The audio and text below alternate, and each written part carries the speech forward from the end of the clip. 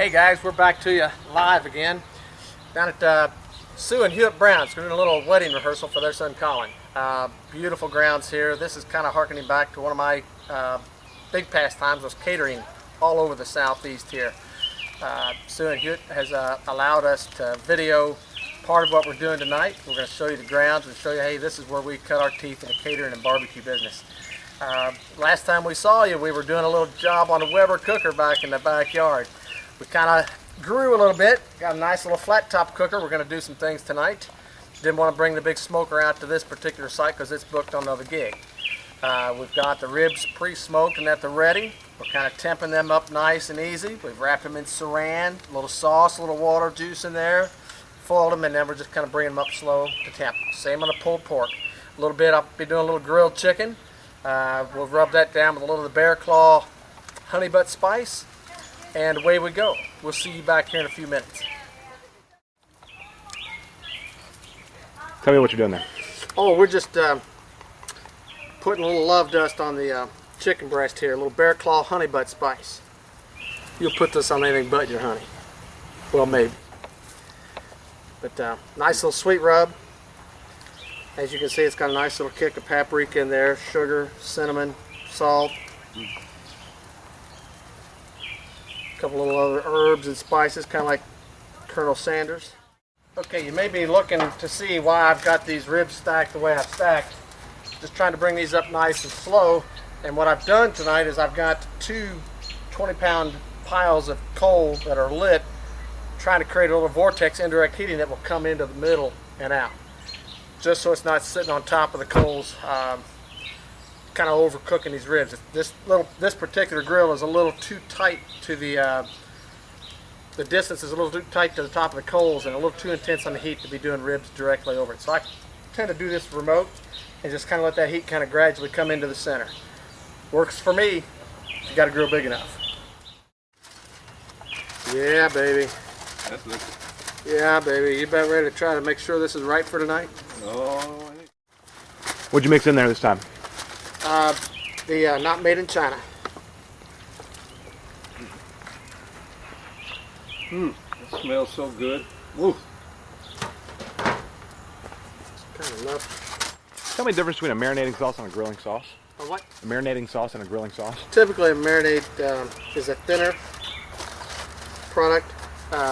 You know, oil or vinegar based, something that's got some tenderizing capacity to it. Okay. Grilling sauces typically have a little more sugar. Anyway, we're back. We've already taken the pork off. We got that up to temp. Got it up to 165 on a reheat. Put it in a Cambro, a little cooler. Kind of keeps things temp. Right now, you can tell the smoke is coming back towards the beauty. We're going to go ahead and unwrap these ribs that we've been slow temping. We had smoked these yesterday for about 4 hours over hickory and cherry. We kind of sauced them a little bit, wrapped them in saran, a little water, wrapped them in foil to kind of bring them up nice and slow. Right now these things are right at 165, and we're going to unwrap them and kind of give them a finishing glaze. And once we get a finishing glaze on them, we're going to go ahead and cut them, pan them up, and get them ready for the buffet. About that time I start cutting bones, we're also going to put the chicken on that we've got rubbed in at the side.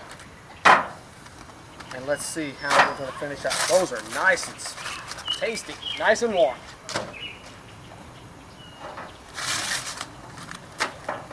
And we used the honey butt spice on these as well. Are we still rolling? Rolling. Okay. It's going to take me a few minutes. We're coming up on 6 o'clock. We ought to be eating right at 7. So we're going to be picking up the pace a little bit. Got the girls inside doing all the salads, all the dressings, making up the fruit trays. That's hot. Alright, so now we've got the ribs unwrapped. And we're going to just dredge them through some sauce. What kind of sauce are we using? We're using a little bit of Pappy's White Lightning, of course. Beautiful little sauce product. That's won the hearts and minds of a lot of people around the globe. As far away as Australia, Canada. Got a lot of friends up there. That Moonshine Madness. They're loving Moonshine Madness over there big time. We get a lot of emails from our friends in Australia for the madness. I think the mates like it hot. But we got very low heat on here now. We're just going to try to temp these just a little bit more, get a little caramelization working on the ribs, tighten that sauce up. And we're going to start chopping bones, getting them ready for the buffet.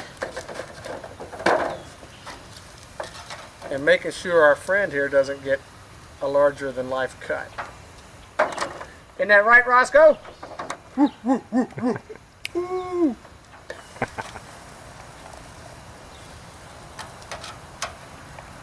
Yeah. All we're doing now is bringing a little more heat to play. Our coals have died down a little bit. We're just going to bring the heat in a little bit. Just to kind of spike the temp on these, get that sauce to tighten up. Then we're going to start rocking the bones here in just about 2 minutes.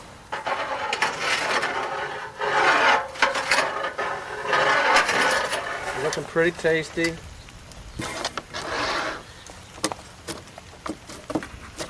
Is this freaking knife big enough, man? It's a great knife. I need a little handle here, though. This is one I bought when we do our event out in Reno, Labor Day weekend. You guys can go to the Best in the West Nugget Rib Cook-Off. I think it is the Best in the West Nugget Rib Cook-Off.com. Check out the ribs being cooked there. It's the largest barbecue fest in the country. I know you Memphis and May people and you Kansas City folks hate to hear that, but I got to tell you, that Reno show just slays them for volume. I think we did it in excess of, well, we did a few tons. I know we did at least 2 tons of ribs and about a ton of pulled pork for that weekend in a 30 by 30 tent. How much fun is that? Oh, I forgot. Oh, shit. They're hot. Damn that. I'm just trying to get this wrapped up, putting the finishing touches on this, getting ready to serve the crowd, make up some famous Big Blue wrap for them, and get them on to getting married, getting hitched. We're putting ever so slowly finishes on this chicken. And then it's chop chop, whack whack, away we go.